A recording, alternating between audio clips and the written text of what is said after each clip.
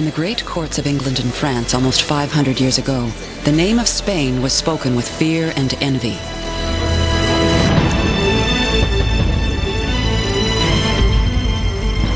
Spain had done the unthinkable.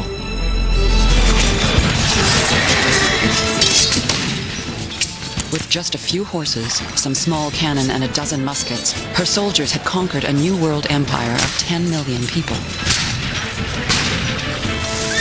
The Aztecs had been slaughtered in the name of glory and profit.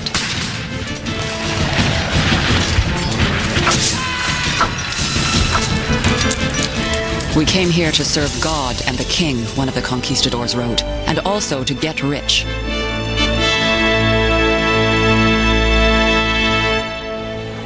Inside the treasure house of the Aztec emperor, the Spaniards found gold and jewels beyond imagining. The sight of all that wealth dumbfounded us. I felt certain that there could not be a store like it in the whole world. Within a few decades, the riches of the New World helped make King Philip II of Spain the most powerful monarch in Europe. Spain's enemies, men like Sir Walter Raleigh, were mad with envy. How many kingdoms he hath endangered. He beginneth again like a storm to threaten shipwreck to us all. It is his Indian gold that disturbeth all the nations of Europe. England and France dream of their own empires of gold. The race for North America is on.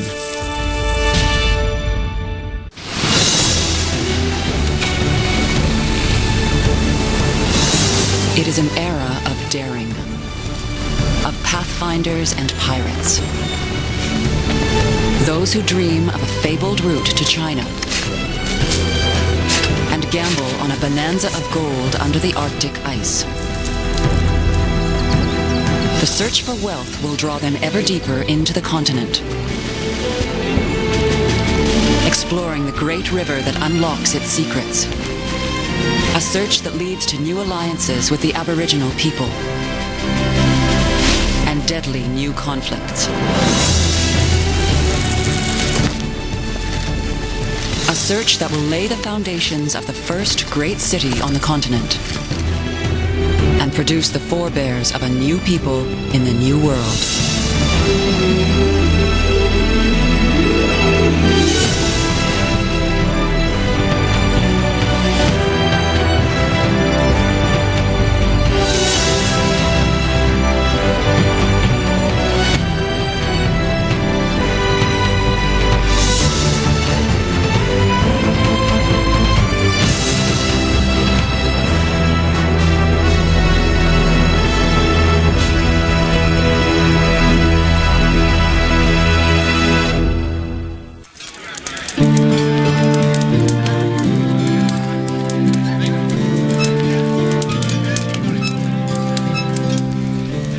For years, the stories have made the rounds in the taverns of England's seaports. Tales of lost cities in the New World stocked with silver and pearl and pieces of gold as big as a man's fist.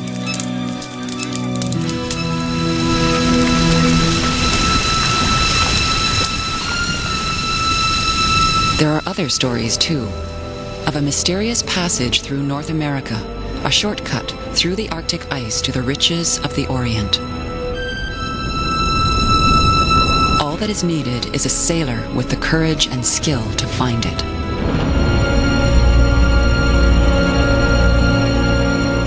Martin Frobisher has been dreaming of such a voyage for 15 years.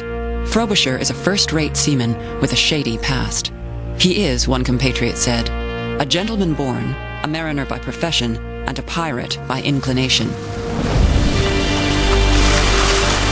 Frobisher has made a good living plundering Spanish and French ships along the coasts of Europe. Piracy had also earned him a jail term in the Tower of London. Now, finding the Northwest Passage will be his redemption. I vow to make a sacrifice unto God of this life, rather than return home without the discovery of Cathay. It is still the only thing left undone, whereby a notable mind might be made famous and remarkable. In the spring of 1576, Frobisher is chosen to lead a small band of men into unknown northern waters, searching for a passage to the Orient.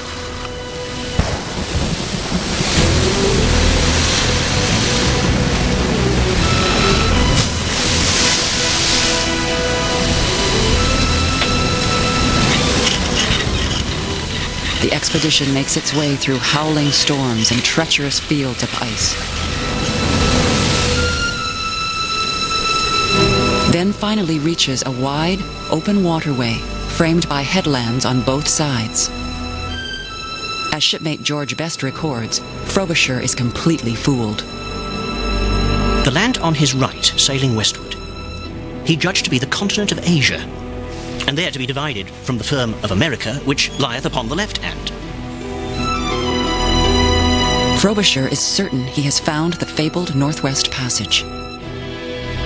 He's also found something else. Frobisher perceived a number of small things fleeting in the sea far off, which he perceived to be porpoises or seals or some kind of strange fish. But coming closer, he discovered them to be men in small boats made of leather.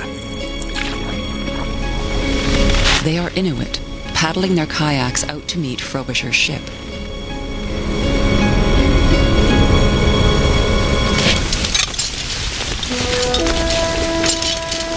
Frobisher orders 5 crewmen to go ashore with the Inuit to find high ground and scout the territory.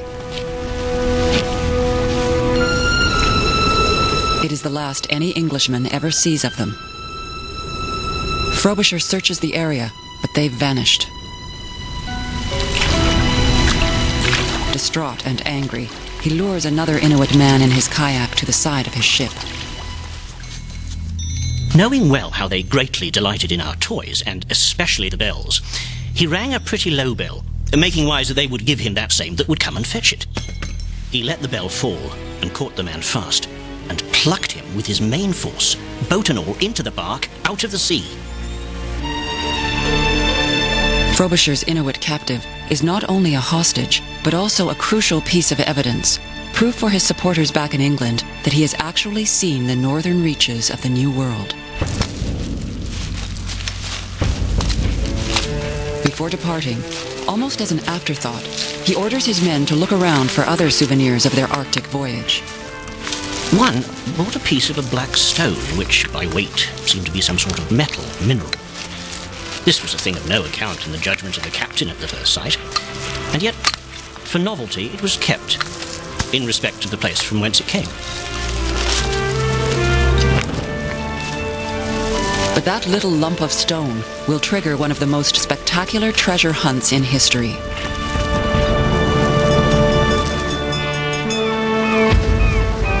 Frobisher arrives back in London in the fall of 1576 to a hero's welcome.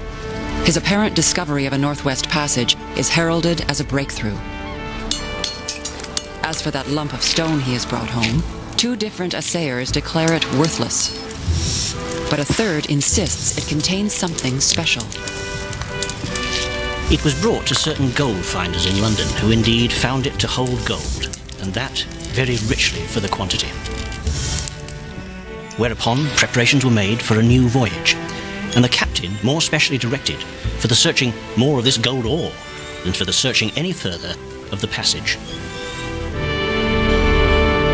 Queen Elizabeth orders Frobisher to go back as soon as possible and claim his discovery for England. She names it Meta Incognita, of limits unknown. The next spring, Frobisher returns to Baffin Island. His men erect a pillar of rocks, and he formally takes possession of the land. Nearby, they find an abandoned Inuit camp. Scattered on the snow are shreds of European clothing. Frobisher takes this as proof that the 5 men who disappeared the summer before have been murdered by the Inuit.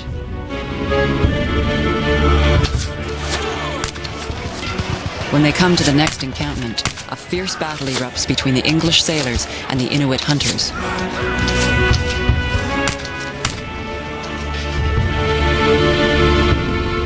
Frobisher calls the place Bloody Point.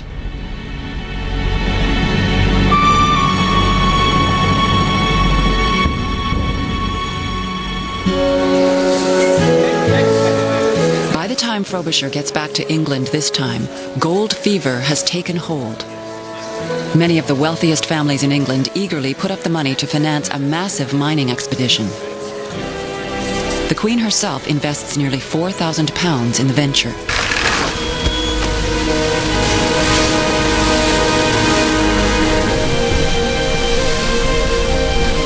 1578, the largest Arctic expedition in history set sail. 15 ships with 400 men, including 150 Cornish miners.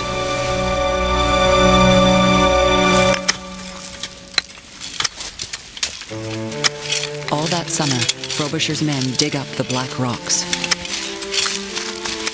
George Best is sure the barren shores of Frobisher Strait contain infinite riches.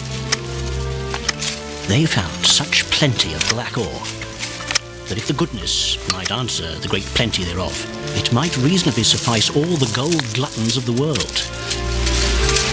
There is no doubt this will make our country rich and happy, and of these prosperous beginnings will grow hereafter, I hope, most happy endings.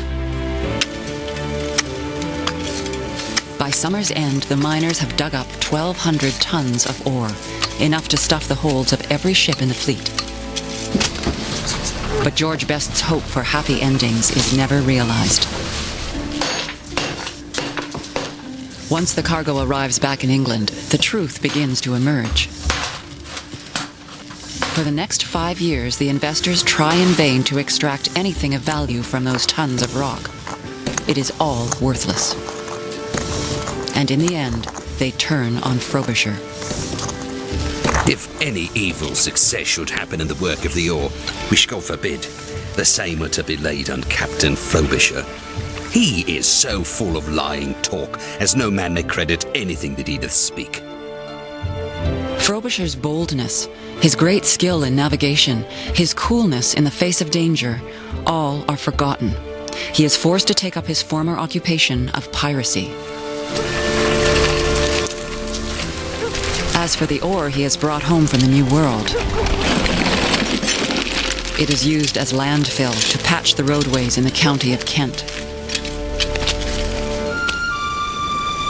Equally frustrating, the body of water that Frobisher thought was the Northwest Passage turns out to be a dead end, a bay on the eastern shore of Baffin Island. The English will not find their El Dorado in the north. They will be forced to search for riches elsewhere in the New World.